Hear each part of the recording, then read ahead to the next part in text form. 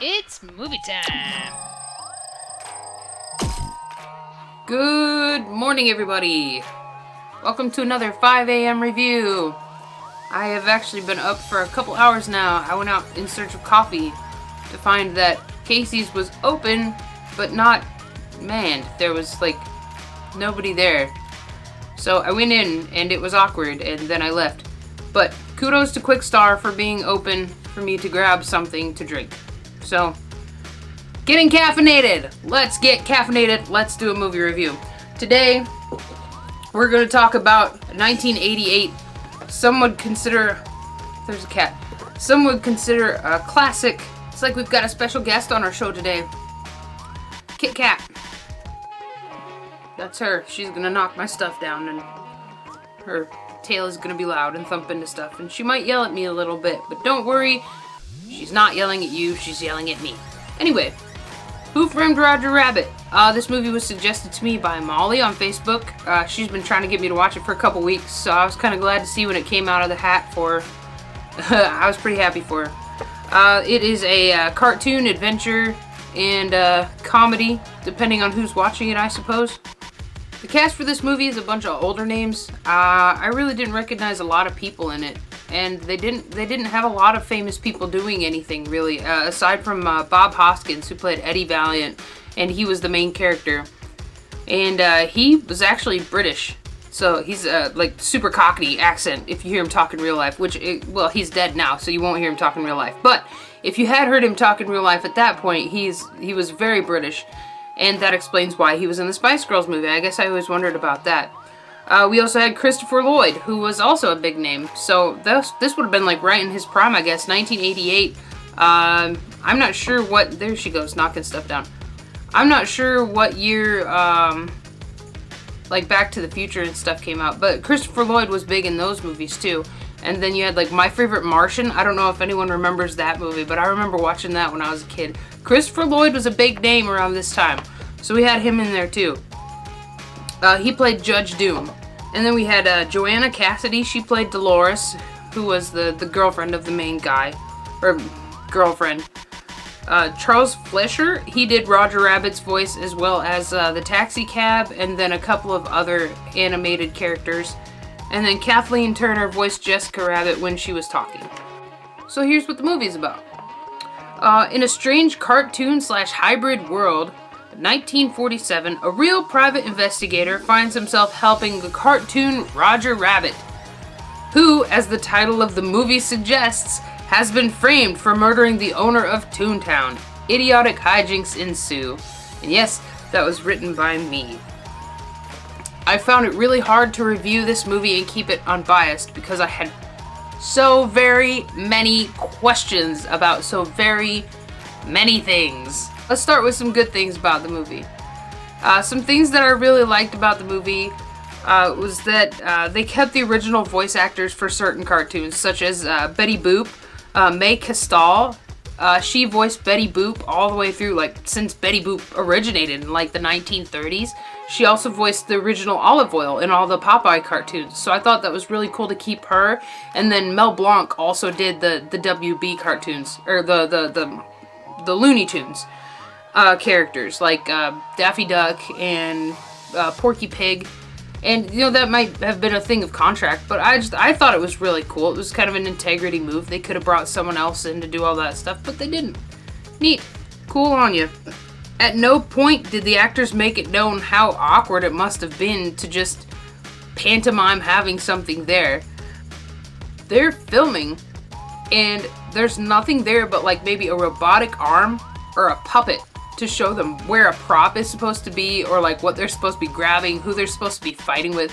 So this is a lot of mime work. And I gotta wonder if they got annoyed with it, because I remember Michael Jordan complaining about that with Space Jam a few years later, about how annoying it was to film with nothing and nobody there.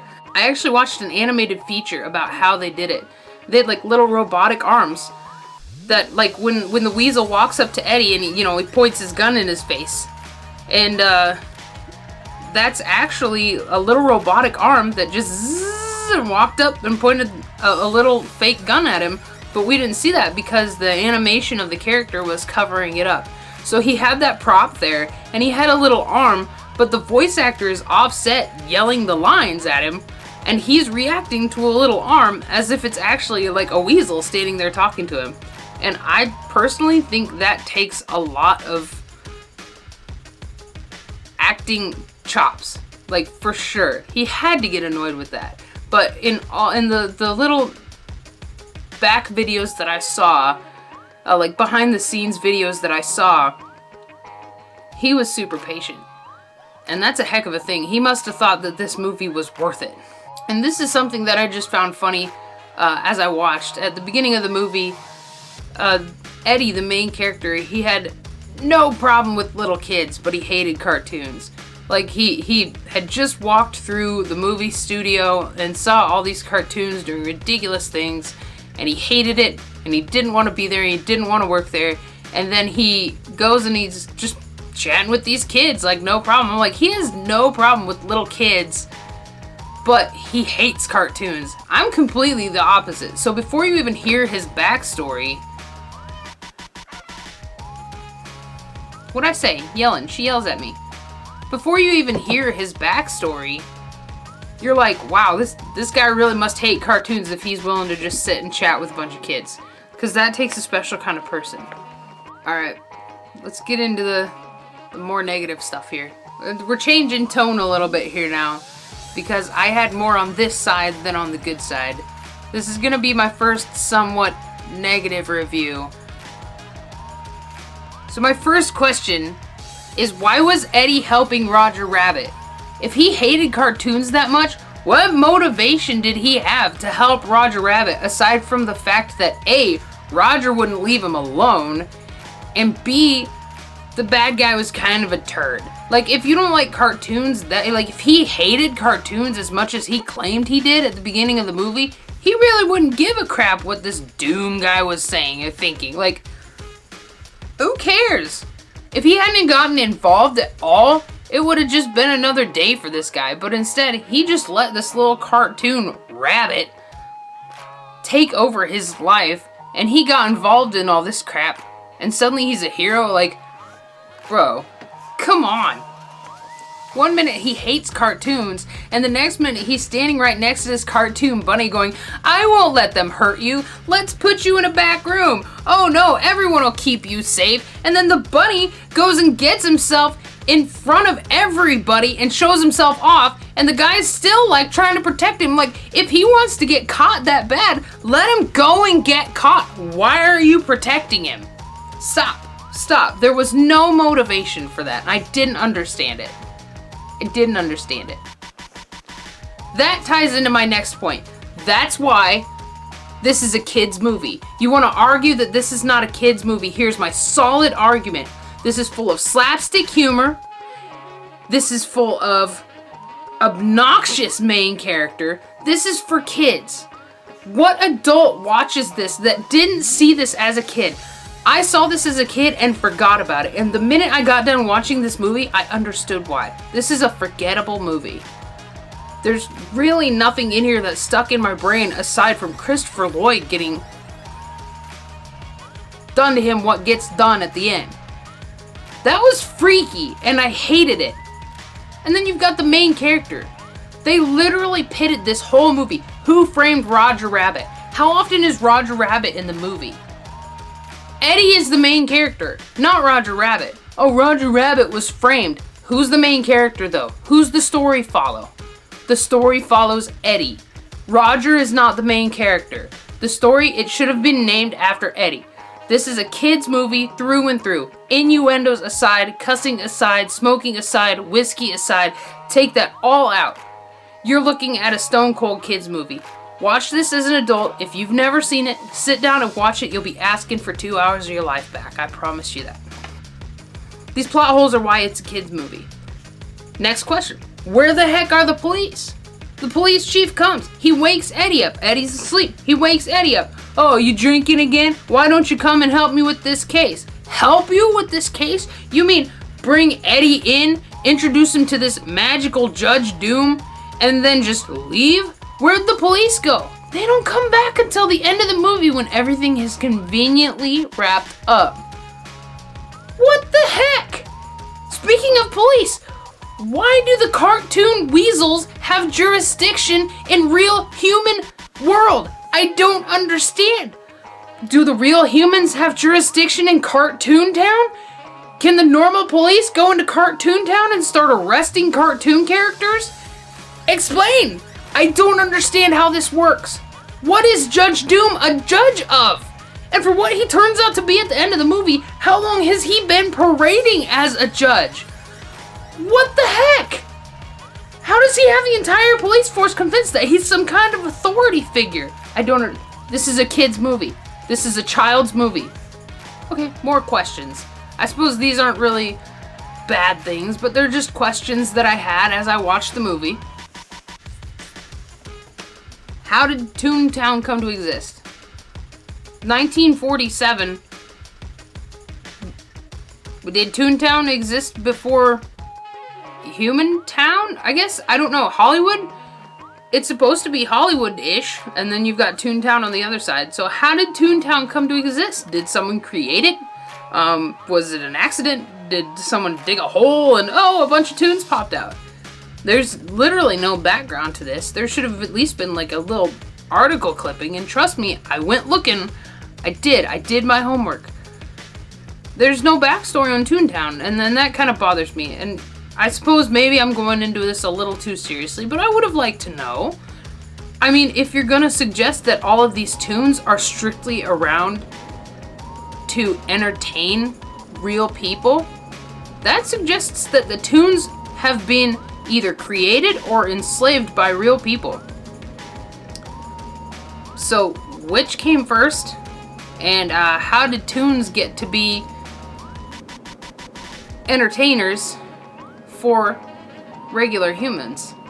My next question is, why did the main character, Eddie, have a heavy Brooklyn accent? He claimed to have roots in Hollywood. He had been working in Toontown for years and years and years with his brother. It said, there was an article saying that he had traveled with his dad on like his dad was a circus. It was in the circus, the traveling circus. So, I mean, they traveled. So, I mean, I guess he could have picked up an accent along the way, but I really didn't see a reason for the main character to have such a heavy Brooklyn accent, aside from the fact that they were covering up Bob Hoskins' like super heavy, thick British accent. How do all private investigators just magically know how to develop photographs? Is that in private investigator school? Private Investigator 101 plus photography. Here's a little pickiness with a little bit of a spoiler thrown in, so if you haven't seen the movie and you plan on seeing the movie, I'm sorry that you have those plans, but don't worry about it. Here's a little bit of a spoiler. When the cartoon weasels die, why do they go to heaven? What's up, Warner Brothers and Disney? You can run a guy over with a steamroller, but drawing little devil horns on a weasel is just too far over the line for you? Those weasels were bad dudes, man. One of them was wearing a straitjacket. Like, they were bad guys. They were going around killing people, breaking into people's stuff. Like, they should not have gone to cartoon heaven. So here's some stuff that I learned while I was kind of looking up about the movie. Who Framed Roger Rabbit had 2 video games made after it. The first one in 1989 for the Nintendo Entertainment System, and the second one came out in 1991 for the Game Boy. The dip in the movie, the stuff that Judge Doom uses to essentially murder cartoons, that is turpentine, acetone, and benzene. I looked these up just out of curiosity. I'm sure that a lot of people already know this, but these 3 chemicals are used in paint thinner. And in the cartoon or animation world, they can be used specifically to remove color from animation cells. So animation used to work back then, and I'm not sure if it still does now, but you know, they'd use little cells as the movie rolled. Frame after frame after frame after frame, you know, frames per second. That was known as a cell, and they would go in and they would color them each by hand. But if you screw up, this is something that they would use to remove the color from that. So, for instance, the Wizard of Oz was Technicolor. Had they screwed up on a Wizard of Oz cell, essentially what they would have done was used one of the acids from this mix to go in and remove the color from that. So I thought that was pretty neat they included that in there. So I did a little bit of digging. Judge Doom toward the end is talking about the interstate system, or the freeway system that he has talked them into implementing. And he's talking about the Pasadena Freeway. That was, in fact, the first freeway that started construction in 1950 was the Pasadena Freeway. However, it does not run past Hollywood. It runs east of Hollywood and actually goes by Dodger Stadium. So, stick with me here. I've got a TED Talk, folks. I did a little bit of digging. So the studio where all this takes place, I took to be Warner Brothers Studio. If we take that to be truth, Warner Brothers Studio sits directly north of the Hollywood sign. In 1947, it would have been the Hollywoodland sign. The land would not have been taken away yet. So Hollywoodland was actually, and still is, a small, I don't want to say suburb, but it's a small area of houses that was built in a certain, the houses that were built there had a certain architecture to it. So if you wanted to move in, you built these cool houses. And they're still there. And I'll try to find some pictures to throw in here for you guys. But they look like castles. They look like tombs. Like, they look like cartoon houses. It's ridiculous and it's awesome. They're expensive, right? So, I took that to mean that Toontown represented Hollywoodland. So, Hollywoodland would have sat directly behind Warner Brothers Studio. If you look up on GPS where Warner Brothers Studio is, the Hollywood sign is just behind that, which means that Hollywoodland would sit right behind Warner Brothers Studio. It's my belief that Toontown was supposed to represent Hollywoodland. I don't think there's any kind of like political saying where they were actually trying to destroy anyone who lived there in Hollywoodland. Just the fact that it's such a fantastical area, that the houses there are so in-depth and crazy and magical. I think that they were just kind of using that as a basis. Thank you for coming to my TED Talk. Applause, applause. Yes. Parents' Guide, is it okay to watch with kids in the room? I know I went over this a little bit. The movie is rated PG, which in 1988 doesn't mean a lot. There's a lot they got away with in this movie that you would not dare see at a PG movie. We had a baby smoking a cigar, kids smoking Lucky Strike cigarettes. They gave one to Eddie before he got off the trolley. You had drinking almost constantly. There was so much sexual innuendo, it was crazy. There was language. Not a whole lot of it, but there was more than you would find in today's PG. So, it's my belief if this movie came out now, it would probably be a lot closer to a PG-13 rating. Either that or they'd tell them to just clean it up. But the way they've taken smoking out of movies, I don't even know if they would be able to do that. They'd probably just have to take all that out. So I've heard both sides of the story when it comes to it being a kid's, not being a kid's. I personally think it's a kid's movie, aside from the big steamroller scene. That freaked me right out, and I was not cool with that. I'm 30 years old, and I didn't want to see that. There's minor language, there's violence, albeit cartoon violence, cartoon prop violence. There's guns. At one point, Eddie's holding a Colt. There's some definite scary moments that I would have had nightmares about as a child. However, I've seen Hocus Pocus, and if you're gonna sit there and tell me that Hocus Pocus is a kid's movie with the way that cat gets run over and then comes back to life, I'd say Roger Rabbit is definitely a kid's movie. It gets my vote as a kid's movie. But as always, you're the parent. If you don't think your kid should be watching this movie, don't let them. Like I said, there's violence, there's alcohol, there's smoking, there's some language, there's a man getting run over by a steamroller. There's some scary stuff in there. So Who Framed Roger Rabbit is on Disney Plus right now. They're probably going to keep it there. It is a Disney movie. So, my overall tone of this movie, it's forgettable, and I didn't care for it. I wouldn't watch it again if you gave me $5. If you gave me 10, maybe, but only if I could have my phone in front of me too.